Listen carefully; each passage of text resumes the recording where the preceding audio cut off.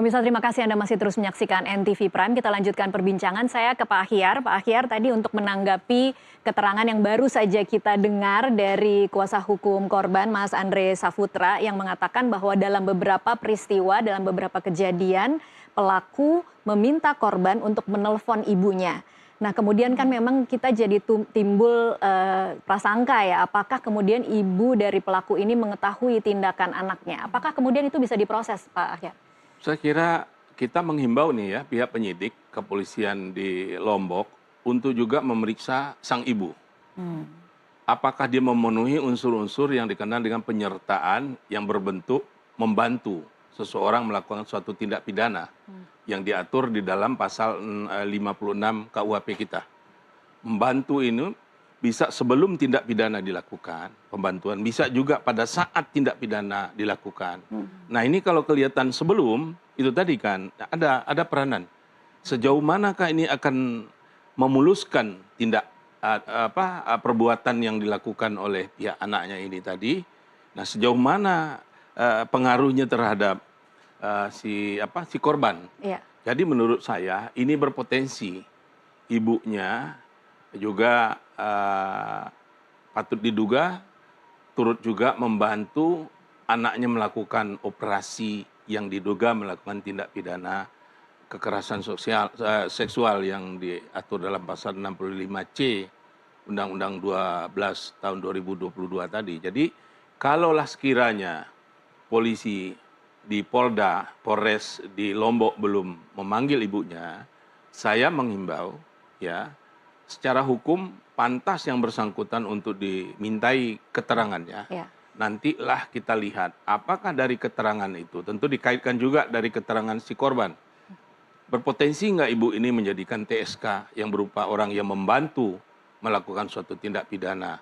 Kalau kemudian memang terbukti, ancaman hukumannya seperti apa, Pak Ahyar? Ancaman pidana terhadap orang yang membantu itu adalah ancaman pidana dalam pasal itu dikurangi sepertiga. Jadi dia lebih ringan. Oke. Dikurangi sepertiga hukumannya. Kalau tadi 12 tahun, sepertiga dari 12 tahun kan 4 ya. 8 tahun maksimal dia bisa juga nanti dijatuhi pidana penjara. Oke, baik. Saya kembali lagi ke Mbak Susi. Mbak Susi, tadi kan Anda mengatakan saat ini sudah mendampingi 4 ya? Sudah ada permohonan 4. Nah, dari 4 ini Mbak Susi apakah juga termasuk korban yang di bawah umur? Belum, jadi ini masih yang dewasa semua. Karena memang ya masih belum ada yang di bawah umur ya. Jadi kami sih menunggu dan sangat terbuka ya kalau korban-korban yang lainnya juga mengajukan perlindungan kepada LPSK.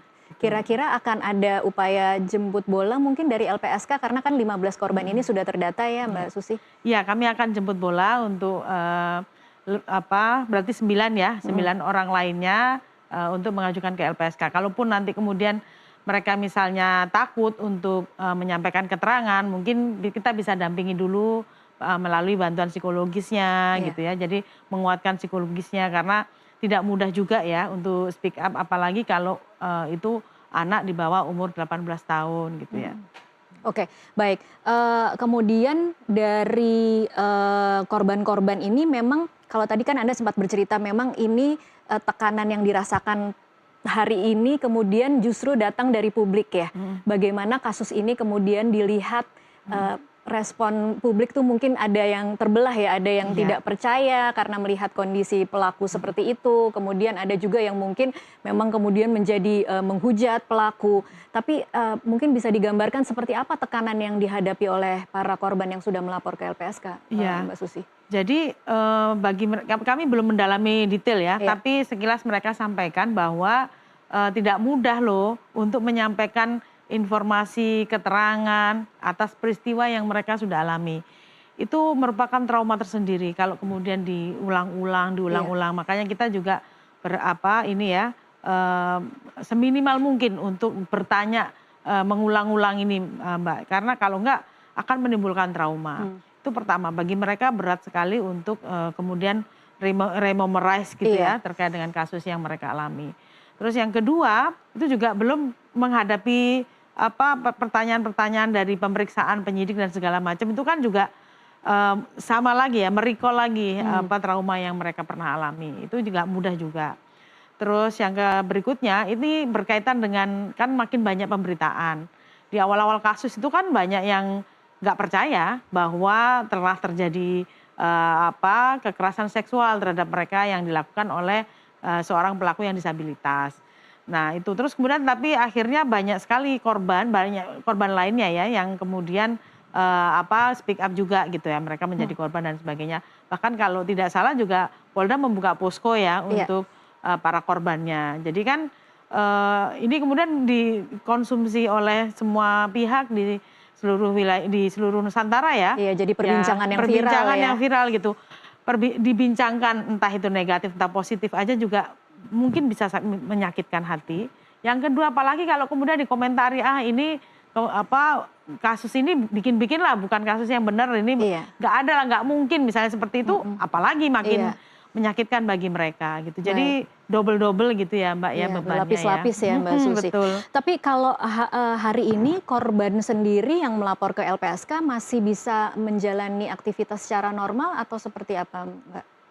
Enggak sih Mbak, kalau nggak bisa dikatakan normal ya, Iya. itu intinya yang bisa kami sampaikan. Tapi kami sekali lagi belum mendalami secara detail ya, Iya. karena baru masuk 3 itu baru masuk per hari ini gitu ya. Oke. Jadi kami masih komunikasinya masih di awal sekali dan mereka sempat terganggu dengan Pasti ya. pemberitaan kasus ini yang nggak mudah bagi mereka dan apa yang harus dijalani untuk mengungkap kejahatan ini kan juga butuh effort, butuh Iya. usaha bagi mereka juga gitu. Baik, saya kembali lagi ke Mas Andre sekarang. Mas Andre, kalau dari pengalaman Anda mendampingi korban memberikan keterangan di pihak kepolisian, seperti apa kondisi mental mereka? Apakah kemudian memang pro kontra yang terjadi di masyarakat yang memang tidak bisa dipungkiri terjadi begitu kuat di sosial media? Ada beberapa yang kemudian sanksi, ada komentar-komentar bagaimana bisa, ada juga yang mempertanyakan jangan-jangan ada konsen di antara mereka berdua. Seperti apa kondisi korban? Baik, terima kasih. Untuk kondisi korban tentu sangat trauma, ketakutan, yang dimana ada salah satu korban juga yang sebelum kita identifikasi, dia sudah berkomentar di medsos, di media sosial, yang dimana untuk membantah apa yang dikatakan, yang dilakukan victim oleh pelaku atau tersangka ini. Nah, karena itu yang membantah kemudian diserang tuh korban-korbannya di media sosial, kenapa kok bisa kayak gitu.